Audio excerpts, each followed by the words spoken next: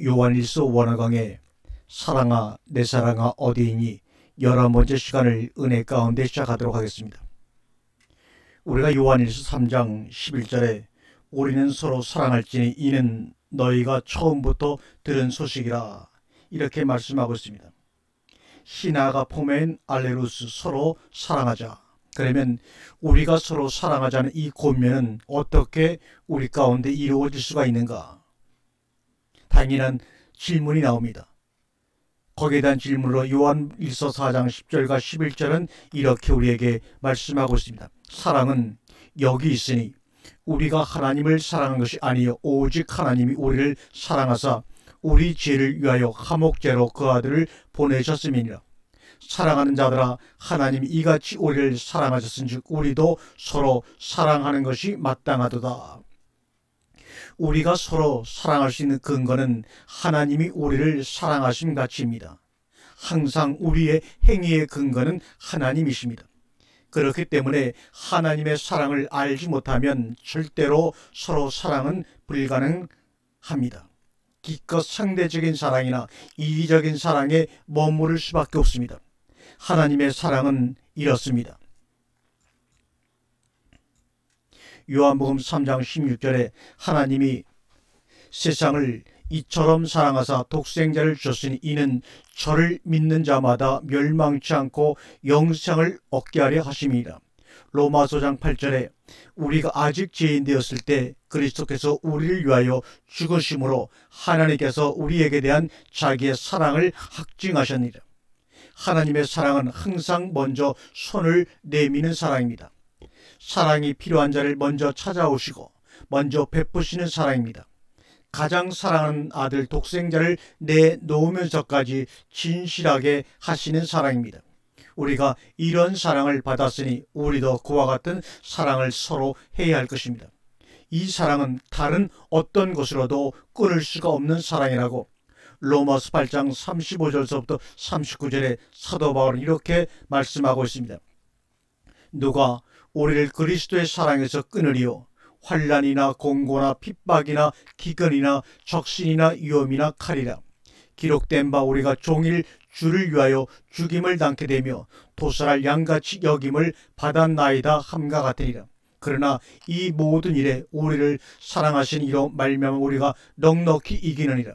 내가 확신하노니 사망이나 생명이나 천사들이나 권세자들이나 현재 일이나 장래이나 능력이나 높음이나 깊음이나 다른 아무 피조물이라도 우리를 우리 주 그리스도 예수 안에 있는 하나님의 사랑에서 끊을 수 없으리라. 사랑하라는 동산 1인칭 복수 가정법은 권면의 의미를 지니고 있습니다. 서로 사랑하라. 아가포멘 알레루스 아가포멘 서로 사랑하라. 우리가 계속해서 서로 다른 사람을 사랑하자는 의미입니다. 요한일서 3장 12절에 가인 같아서는 안 된다. 그는 악한 자에게 속하여 그의 아우를 죽였다. 무슨 이유로 그를 죽였느냐? 자기 행위는 악하고 아우의 행위는 의롭기 때문이라고 말합니다. 요한은 이 구절에서 가인과 그의 동생 아벨의 예를 들어 설명합니다. 여기서 알 수 있는 것은 가인은 마귀에게 속한 자녀의 대표이며 아벨은 하나님께 속한 자녀의 대표입니다. 그런데 가인의 행위는 마귀에게 속했기 때문에 나타난 악한 행위라는 것을 강조합니다. 따라서 어떤 이의 악한 행위 또는 선한 행위는 결국 그 기원이 어디냐에 달려있음을 알게 됩니다. 그것은 본성을 지적하고 있는 표현에서 잘 드러냅니다. 악한 자에게 속해 결국 동생을 죽이는 살인을 저질렀던 가인처럼 되지 말라는 것입니다. 믿음과 불신앙 간의 절대적인 대조와 함께 히브리서 11장 4절은 믿음의 증인들의 명단에 아벨을 포함시킵니다. 믿음으로 아벨은 가인보다 더 나은 제사를 하나님께 드림으로 믿음 때문에 하나님은 그의 제물을 받으심으로 그는 의롭다고 증거하셨습니다. 이때 믿음은 누구의 믿음인가? 하나님의 믿음입니다. 무슨 말인가? 하나님께 연락된 아벨의 믿음은 곧 하나님의 믿음으로 말미암아 되어진 아벨의 믿음이란 의미입니다. 신앙적으로 말하자면 에베소 2장 8절에서 말하고자 하는 믿음의 선물이라는 개념을 의미합니다. 그런데 이 선물은 우리에게 어떻게 주어지는가? 로마서 10장 11절에 그러므로 믿음은 들음에서 나며 들음은 그리스도의 하나님의 말씀으로 말미암아 낳느니라 말합니다. 여기서 하나님의 말씀은 어떤 말씀입니까? 믿음의 말씀입니다. 그 믿음의 말씀이 마음에 믿어지고 입에 고백이 만들어질 때 구원에 이르게 된다는 것입니다. 그런데 히브리서에서는 제물에 대하여 증거하신다고 말하고 있습니다. 무슨 의미입니까? 더 나은 제사란 기준이 무엇입니까? 예물에서 결정되었다는 이야기인가? 이제 창세기로 가보죠. 창세기 4장 2절 이하에서부터 5장 상반절에 보면 5절 상반절에 보면 아벨은 양치는 자였고 가인은 농사하는 자였더라. 세월이 지난 후에 가인은 땅의 소산으로 제물을 삼아 여호와께 드렸고 아벨은 자기도 양의 첫 새끼와 그 기름으로 드렸더니 여호와께서 아벨과 그 제물은 연락하셨으나 가인과 그 제물은 연락하지 아니하신지라 이렇게 말씀하고 있어요. 보라, 분명히 구약에서 하나님은 아벨과 그 제물을 연락하셨지만 가인과 그 제물을 연락하지 않으셨다고 말합니다. 그렇다면 하나님의 연락하심의 이런 차이는 무엇 때문인가? 분명히 두 가지 원인이 있습니다. 사람과 제물 모두에게 문제가 있는 것입니다. 사람은 믿음의 여부로 연락하심이 좌우되는데 제물은 곡식이냐 짐승의 피냐 때문에 좌우되는 것이 아닙니다. 즉 하나님이 육식을 좋아하심이 아닙니다. 땅의 소산이 문제라는 겁니다. 언제나 심판은 땅의 것 때문에 생깁니다. 노아의 홍수 심판 때에도 하나님의 아들들이 땅의 여자들의 아름다움을 보고 자기 좋아하는 대로 아내를 삼았고 그 결과 모두 육차가 되었기 때문에 심판이 일어난 것입니다.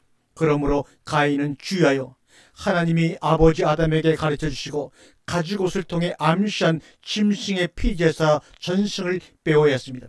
따라서 자기가 열심히 정성 들인 것으로 제사를 드리며 제물을 바치는 것이 중요한 것이 아닙니다. 하나님이 원하시는 제물과 제사를 드려야 합니다. 오늘날도 자기의 정성과 열심 그리고 그로 인한 열매를 드리는 것이 하나님이 받으시는 예배가 아닙니다. 신약시대에는 성령과 진리로 예배 드리는 자를 찾으신다고 하셨습니다. 땅의 소산이라면 그 열매가 아무리 훌륭하게 맺히고 탐스러울지라도 가시와 엉겅퀴에 해당합니다. 저주의 열매란 말입니다. 그러므로 하나님께 땅의 것으로 드릴 생각을 버려야 합니다. 창세기 3장 17절과 18절에 보면 아담에게 이르시되 내가 내 아내의 말을 듣고 내가 널더러 먹지 말라 한 나무 실과를 먹었은즉 땅은 너로 인하여 저주를 받고 너는 종신토록 수고하여 그 소산을 먹으리라. 땅이 내게 가시던 물과 엉겅퀴를 낼 것이라. 이것이 궁극적으로 땅의 소산이 가진 의미입니다. 그래서 오늘날 우리가 드려야 할 제사는 우리 자신을 산제사로 드려야 합니다. 다시 말해서 우리 몸을 제물로 드려야 한다는 것이죠. 하나님이 연락하시는 우리 몸으로 드리는 예배가 어떤 것입니까? 로마서 12장 1절과 15장 2절까지 여러분 참고해 보시길 바랍니다. 먼저 1절 읽습니다. 그러므로 형제들아 내가 하나님의 모든 자비하심으로 너희를 권하노니 너희 몸을 하나님이 기뻐하시는 거룩한 산제사로 드리라. 이는 너희의 드릴 영적 예배니라. 3절과 8절입니다. 내게 주신 은혜로 말미암아 너희 중 각 사람에게 말하노니 마땅히 생각할 그 이상의 생각을 품지 말고 오직 하나님께서 각 사람에게 나눠주신 믿음의 분량대로 지혜롭게 생각하라. 우리가 한 몸에 많은 지체를 가졌으나 모든 지체가 같은 직분을 가진 것이 아니니 이와 같이 우리 많은 사람이 그리스도 안에서 한 몸이 되어 서로 지체가 되었느니라. 우리에게 주신 은혜대로 받은 은사가 각각 다르니 혹 애언이면 믿음의 분수대로, 혹 섬기는 일이면 섬기는 일로, 혹 가르치는 자면 가르치는 일로, 혹 권위하는 자면 권위하는 일로, 구제하는 자는 성실함으로, 다스리는 자는 부지런함으로, 공유를 베푸는 자는 즐거움으로 할 것이니라. 그러므로 가인같이 세상의 아름다운 것, 땅의 것을 추수한 것으로 드리지 말아야 합니다. 그것이 아무리 아름답고 탐스럽게 보일지라도 말입니다. 사울 왕도 이런 가인의 제물을 드렸다가 버림받은 것을 명심하시길 바랍니다. 사무엘상 15장 13절과 15절에 그 내용이 나와 있죠. 사무엘이 사울에게 이르되 사울이 그에게 이르되 원컨대 당신은 여호와께 복을 받으소서. 내가 여호와의 명령을 행하였나이다. 사무엘이 가로되 그러면 내 귀에 들려오는 이 양의 소리와 내게 들리는 소의 소리는 어찌미니까? 사울이 가로되 그것은 무리가 아말렉 사람에게서 끌어온 것인데 백성이 당신의 하나님 여호와께 제사하려 하여 양과 소의 가장 좋은 것을 남김이요 그 외의 것은 우리가 진멸하였나이다. 사울 왕의 이런 행위가 가인같이 된 것입니다. 자기 생각에 하나님이 이렇게 하면 좋아하실 것처럼 생각되는 것으로 하나님이 자기 같은 줄 아는 것이 불신앙입니다. 하나님의 생각은 우리의 생각과 다름을 알아야 합니다. 이사야 55장 8절 9절에 나와 있지 않습니까? 따라서 우리가 하나님을 아는 것이 얼마나 중요한가. 그래서 하나님을 아는 것이 영생입니다. 그러므로 하나님의 믿음으로 의로운 자가 되며 온전한 예배를 드리는 의인으로 삶을 살아야 합니다. 이제 3장 12절에 끝맺는 말 저가 죽었으나 라고 하는 것은 창세기상 10절을 가리키죠. 가라사대 내가 무엇을 하였느냐 내 아우의 핏소리가 땅에서부터 내게 호소하느니라. 살해된 아벨의 피는 살인자의 죽음으로 속죄될 때까지 복수를 부르짖고 있다는 것입니다. 이 근본적인 사상은 히브리서 11장 4절에 의해 아벨이 아직도 완성된 하나님의 왕국에서 그의 무지한 죽음에 대한 완전한 보상을 얻을 때까지 하나님의 공의에 호소합니다. 참고로 여러분이 계시록 6장 9절과 11절을 한번 읽어보시길 바랍니다. 히브리서 12장 24절에서도 유사하게 아벨의 피가 예수님의 피에 대한 표상의 역할을 하지만 예수 그리스도의 피에 미치지 못하는 것은 당연합니다. 12절의 근거 구절인 창세기 4장에서 가인이 동생 아벨을 죽이게 된 동기가 시기와 질투로 인한 분노 때문이라고 분명히 말하고 있습니다.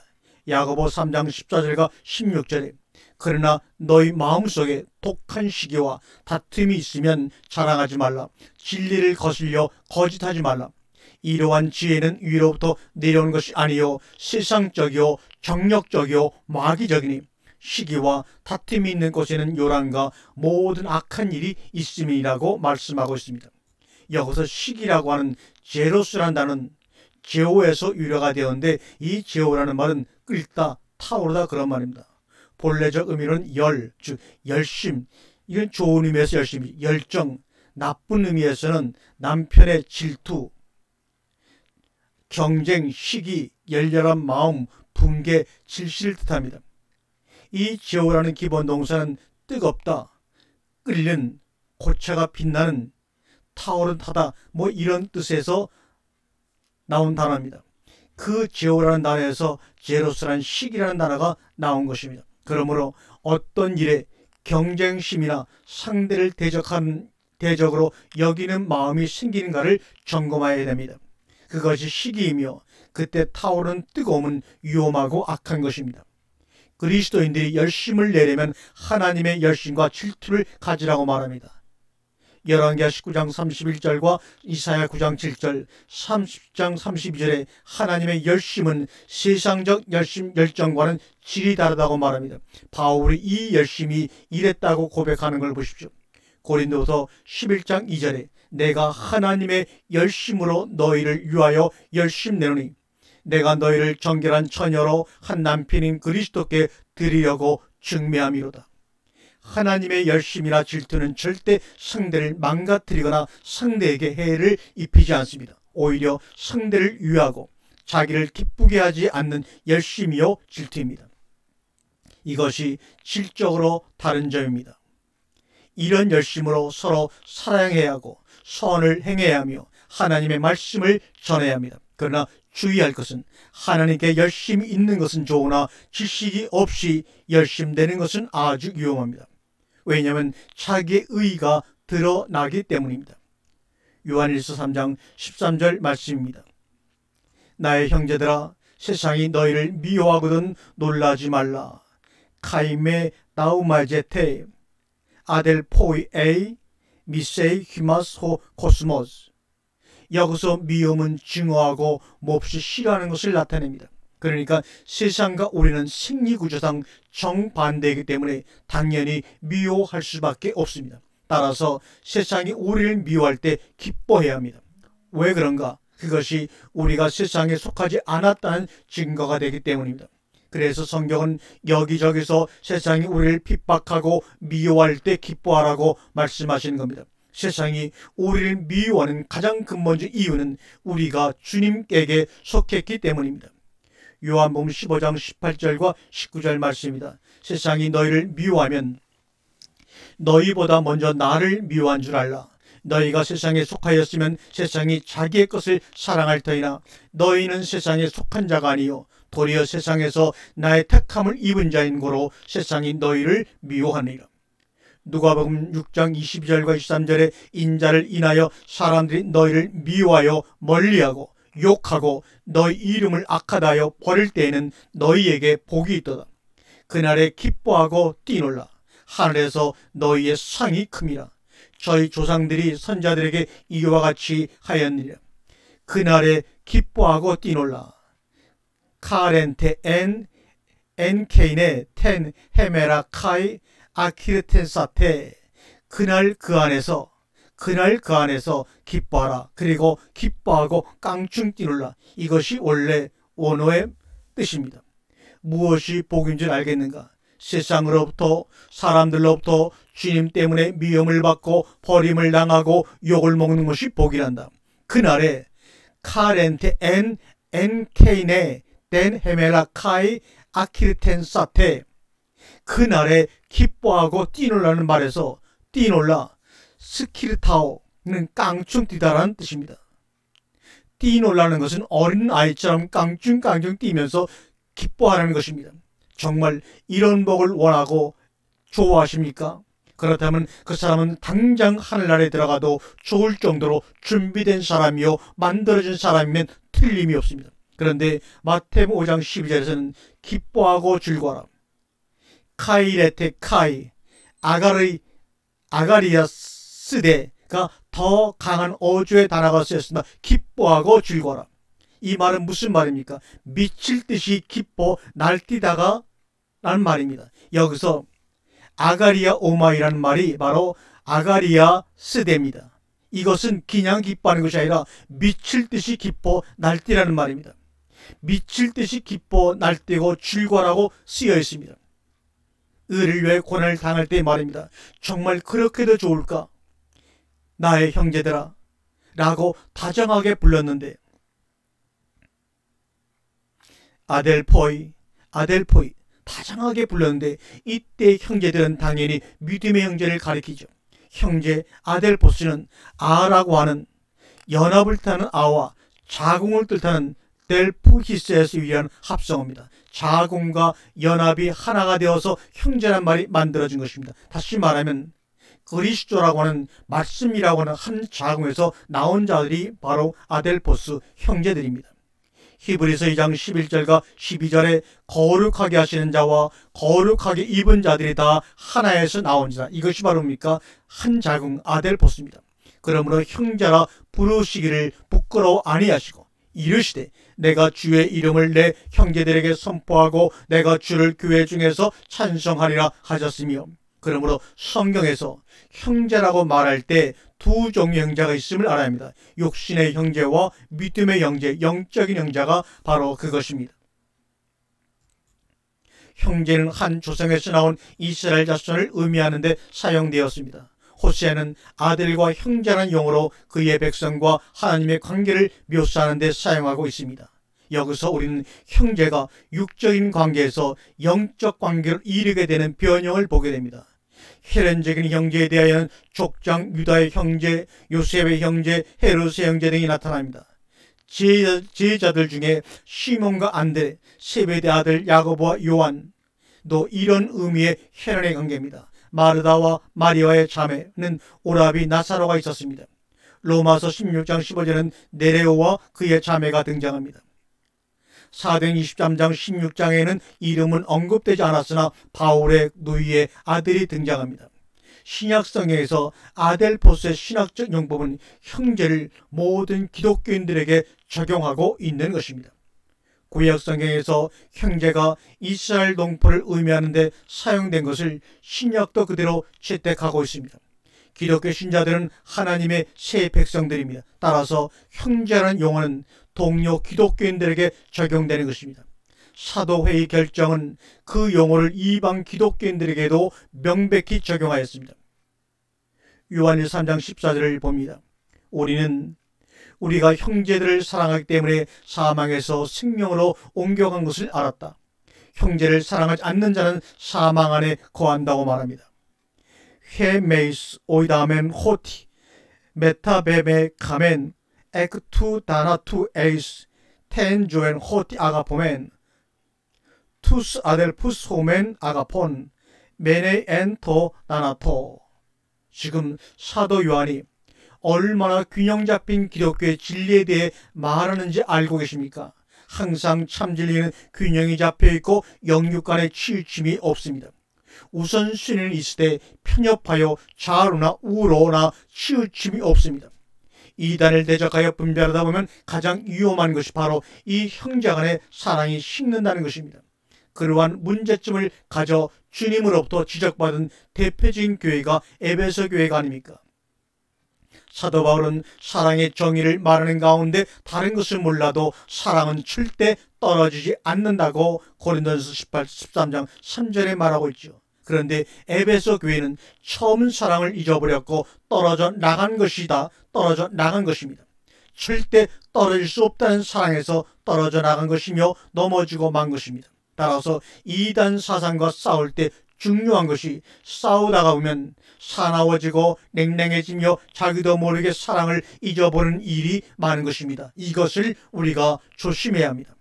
마태복음 24장 10절과 13절에 그때 많은 사람이 시험에 빠져 서로 잡아주고 서로 미워하겠으며 거짓 선자가 많이 일어나 많은 사람을 미혹하겠으며 불법이 성함으로 많은 사람의 사랑이 식어지리라. 그러나 끝까지 견디는 자는 구원을 얻으리라.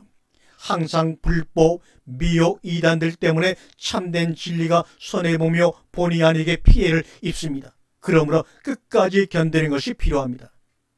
다른 사람이 어떻게 하더라도 나는 내가 가야 할 길을 끝까지 걸어가야 할 것입니다. 다른 사람의 행동이나 모습 때문에 실족하지 말아야 합니다. 나는 나의 길, 곧 이단과 불법을 분별하여 거부하며 바른 길을 가되 사랑 또한 잃지 않고 행해야 한다는 것입니다. 그러니까 누구든지 사망에서 생명을 옮겨간 상태인 것을 어떻게 무엇으로 깨닫고 알게 되는가 하면 형제를 사랑하는가 아닌가에 달려 있습니다. 이때 형제는 영육 간의 차별을 두지 않습니다. 보이는 형제를 사랑하지 않고 보이지 않는 하나님을 사랑할 수가 없지요. 그러므로 참된 사랑은 육적인 관계에서부터 나타나야 합니다. 그러므로 참으로 아들의 음성을 들었다면 이런 행함 형제 사랑이 나와야 정상이요 또한 그래야 참 믿음을 소유했다고 말할 수 있을 것입니다. 요한일서 5장 24절에 요한복음 5장 24절에 내가 진실로 너희에게 이르노니 내 말을 듣고 또 나 보내신 이를 믿는 자는 영생을 얻었고 심판에 이르지 아니하나니 사망에서 생명으로 옮겼느니라. 여기서 말하는 사망과 생명은 무엇을 말합니까? 사망은 육체와 영혼이 분리되는 생리적인 죽음이 아니라 생명의 본체이신 하나님과의 관계가 끊어지는 상태의 죽음을 의미합니다. 따라서 생명도 마찬가지로 하나님과의 관계가 회복된 상태를 말합니다. 그러므로 우리가 형제를 사랑한다고 하는 것은 바로 하나님과의 관계가 회복되었다는 증명이 된다는 말입니다. 결국 앞에서 예를 든 가인의 경우는 동생 아벨을 죽인 것을 보니 그가 하나님과 관계가 완전히 끊어진 상태로 나타났을 뿐만 아니라 여전히 그가 사망 안에 사단 안에 거하고 있음이 증명되었다는 얘기입니다. 여기서 우리는 형제를 사랑함으로 사망에서 생명을 옮겼다는 말은 메타마이노라고 하는 것은 한 상태에서 다른 상태로 변화하다는 말입니다. 하나님의 저주의 자리에서 복의 자리로의 전환입니다. 골로새 1장 13절과 14절입니다. 그가 우리를 흑암의 권세에서 건져내사 그의 사랑의 아들의 나라로 옮기셨으니 그 아들 안에서 우리가 구속 곧 제사함을 얻었도다. 사실 가인이 아벨을 죽인 것은 아담과 화가 선악과를 먹은 증거 곧 선악의 열매가 나타난 것을 보인 사건이기도 합니다. 선은 아벨이요 악은 가인의 열매를 맺힌 것은 궁극적으로 아담과 하와의 열매이지 1차적으로 가인의 죄인됨 자체를 말하고자 함은 아닙니다. 그러므로 우리가 기억할 것은 우리가 하나님의 말씀을 거역하고 범죄한 결과가 어떤 것인지 명심해야 한다는 것입니다. 폐일어나고 형제를 사랑하지 않는 자는 현재 사망 안에 거하고 있음이 분명합니다. 관사가 있는 사망과 관사가 없는 사망의 차이는 없을 때는 일반적인 사망이란 수단을 가리키고 관사가 있을 때는 존재를 가리키는 것입니다. 그래서 사망 안에서 왕노릇하는 것이 죄라고 로마서장 21절에서 밝히고 있는 것입니다.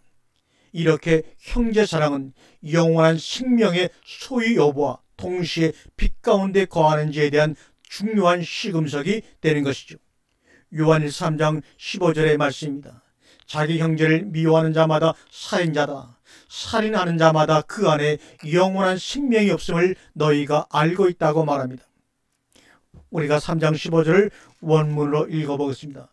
파소 미손 톤 아델폰 아우트 안드로포크 토노스 에스틴 카이 오이아테 호티파스 안드로포크 토노스 우크 엔케이 조엔 아이오니온 엔 아우토 메누산. 여기서 살인이라고 하는 헬라어 안드로포코토스로서 사람을 죽이다는 뜻입니다. 안드로포코토스는 안드로스와 크데이에서 유래되었습니다. 살인하는 자, 살인자. 포누스는 살인하다, 머더라는 뜻입니다. 포누스는 포노스, 살인, 살아에서 유래가 되었는데 살인자. 살인의 강한 의미를 담고 있지 않으며 반면에 시카리오스, 이 말은 살인의 강한 의미를 담고 있는 같은 의미의 헬라어 단어입니다. 요한복음 8장 34절에 너희는 너희 아비 마귀에게서 났으니 너희 아비의 욕심을 너희도 행하고자 하느니라. 저는 처음부터 살인한 자요 진리가 그 속에 없으므로 진리에 서지 못하고 거짓을 말할 때마다 제 것으로 말하니 이는 자가 거짓말장이요 거짓의 아비가 되었음이니라. 요한일서 3장 15절에 그 형제를 미워하는 자마다 살인하는 자니 살인하는 자마다 영생이 그 속에 거하지 아니하는 것을 너희가 아는 바라. 이는 거짓과 미움 등의 방법으로 살해하는 것을 의미합니다. 이 살인은 대표적으로 마귀에게서 나타나는 것으로 정신적이며 영적인 살인을 나타낸다고 생각합니다. 포노스, 이 살인하는 헬라어 단어입니다. 기본어는 페노입니다. 죽이다. 여기서 유래되었습니다. 마태복음 15장 19절에 마음에서 나오는 것은 악한 생각과 포노스, 살인과 간음과 음란과 도적질과 거짓 증거와 해방이니 히브리서 11장 37절입니다. 돌로 치는 것과 톱으로 켜는 것과 시험과 칼의 사례로 죽고 양과 염소의 가죽을 입고 유리하여 궁핍과 환난과 학대를 받았으니 이 사례라는 포노스라는 단어는 인간의 마음속에 내재된 부패성의 하나인 살인을 말합니다. 이것은 사단으로부터 물려받은 속성으로 인간 속에 있는 사망에 속한 속성을 나타내며 그로 인하여 실제 살인의 행위까지 이어지는 것을 말합니다. 속에 있는 대로 나타난다는 원리를 따르면 마음속의 살인과 속성과 행위로 나타남은 하나입니다. 알고 있다라고 하는 헬라어 오이다메는 사도 요한이 보통 성도들의 지식이나 경험에 호소하기 위해 자주 사용하는 단어입니다.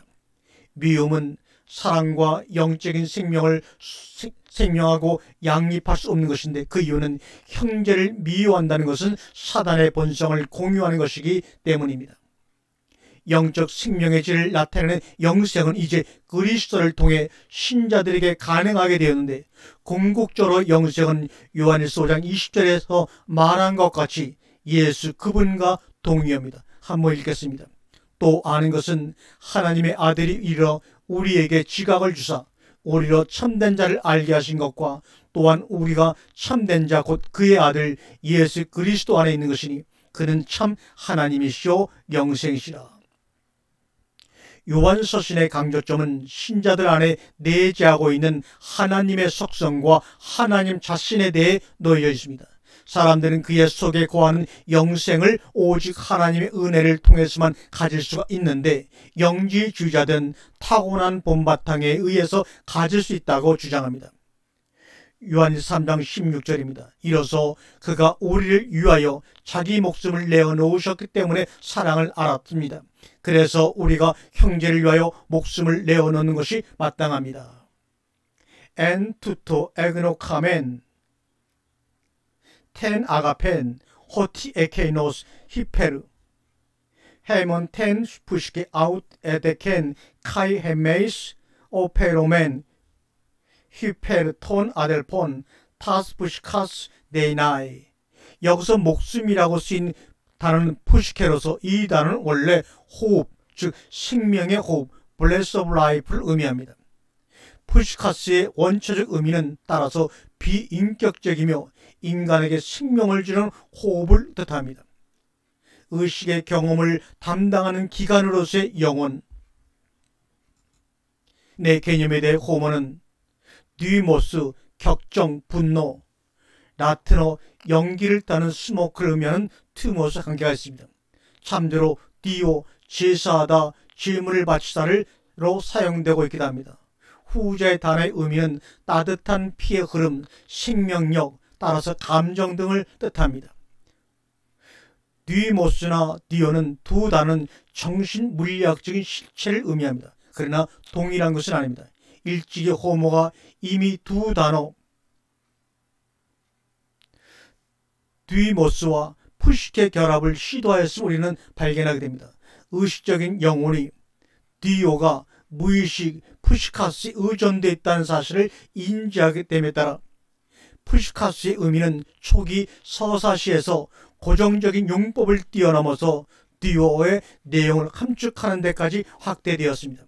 이래요 원래 생명의 비의식적, 비인격적인 근본으로 생각되어 왔던 푸시카스는 의식의 경험을 하는 기관이 되었습니다.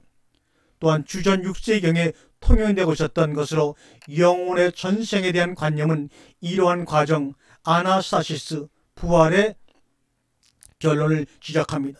당신 이미 푸시카스가 똑같은 분량으로 두 개의 개념 즉 생명의 토대와 의식을 함유하게 됩니다. 푸시카스는 영구한 것으로 간주되며 사람은 그 운명에 대한 책임을 지는 것입니다. 만약 우리가 푸시카스 의미의 이러한 발전을 조사해 보면 그 단어가 세 가지의 의미 영역을 가지고 있음을 알게 됩니다. 첫 번째는 생명의 비인격적 토대로서의 푸시카스, 즉 생명 그 자체입니다. 두 번째는 사람의 내적 부분, 세 번째는 육체와 구별되는 독립된 영혼 등입니다. 고대 헬라어 문헌에서 영혼은 몸과 결합된 것으로 생각하고 있었습니다. 영혼이 육체를 떠날 때 육체는 그 자체 생명을 잃게 됩니다. 사람의 영혼은 잡아채어가며 그로 인하여 그의 생명을 잃게 됩니다. 이처럼 영혼은 단순히 육체적인 생명을 뜻할 수가 있습니다. 인간은 자기의 생명을 위해 변호하죠. 인간은 자신의 생명을 위하여 투쟁할 수 있으며 자신의 생명의 위협을 무릅쓰기도 합니다. 사람은 영혼에 대한 보상, 즉 사람의 생명에 대한 보상을 받을 수가 있습니다. 사람은 자기의 영혼, 즉 자기 자신으로부터 자기의 생명을 포기할 수도 있습니다. 그것을 바로 자살이라고도 하죠. 푸시카스는 심지어 자신의 생명과 같이 귀한 것, 예컨대 돈과 자녀들을 의미하기도 합니다. 푸시카스는 사람의 내적 부분 즉 인격을 의미할 수 있습니다. 따라서 영혼은 사람과 동일할 수 있습니다. 육체에 묶여 있지만 영혼은 인격적 능력을 강하게 나타내므로 푸시케는 인간의 대명사로 사용되며 따라서 나의 영혼은 나와 동일한 것이 됩니다. 인간의 내적 속성에 의하여 인간의 영혼은 강한 혹은 현명한 것으로 특징 지어질 수가 있습니다. 사람은 자신의 영혼의 강함에 따라서 분류되어질 수가 있습니다. 인간이 도대체 어떤 것이냐고 한다면 인간은 영혼입니다. 영혼의 실제적인 능력은 무엇보다도 영혼이 거하는 육체, 영혼이 전달하는 운동에서 보여집니다.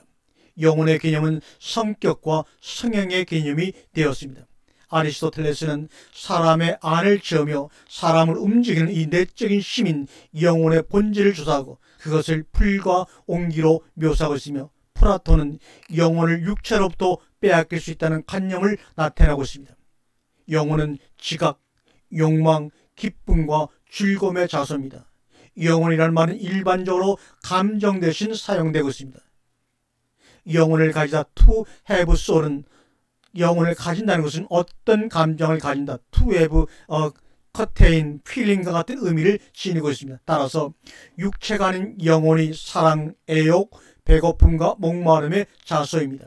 한편 이성의 힘과 의지의 힘 역시 영혼의 일부입니다. 따라서 영혼은 생각과 판단과 나라는 위치에 놓여 있습니다. 영혼의 성질은 움직이고 관찰하며 인식하며 특히 무형의 영적 존재입니다. 이러므로 영혼은 도덕적으로 그 능력에 따라서 평가되어집니다. 영혼은 어떤 능력을 가지고 있는데 그의 임무는 돌보고 다스리며 충고하는 것입니다. 기초가 되는 영혼이 없으면 소피아 지혜와 누스 이해는 발전할 기회가 없는 것입니다. 헬라 철학은 일반적으로 영혼의 서로 다른 능력들 사이의 관계와 그 능력의 수와 역량에 관하여 계속하여 고찰하고 있습니다.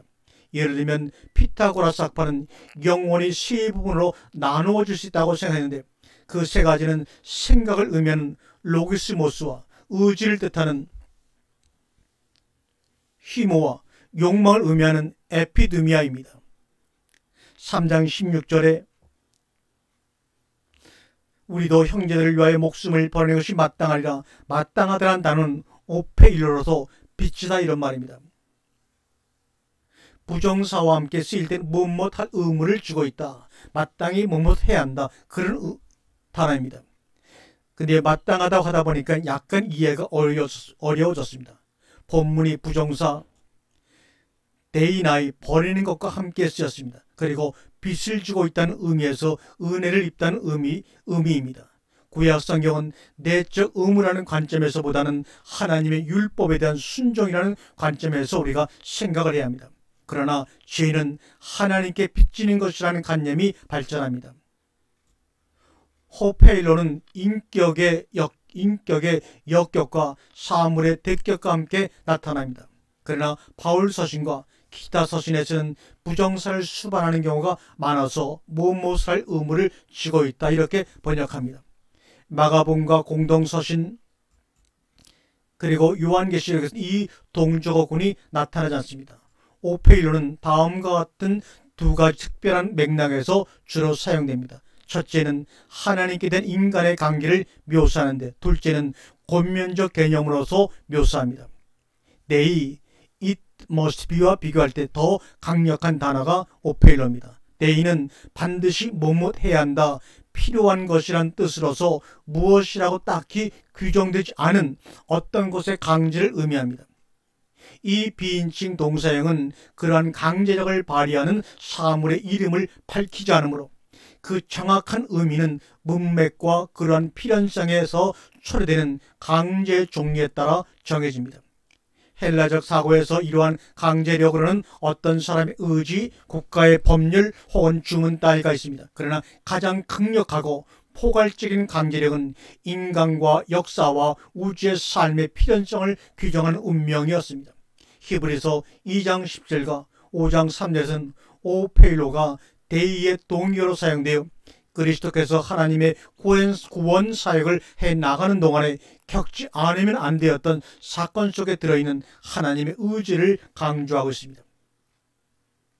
단어적인 연구를 하나 더 하자면 전치사 휘편어입니다. 원못을 위하여, 원못 대신하여.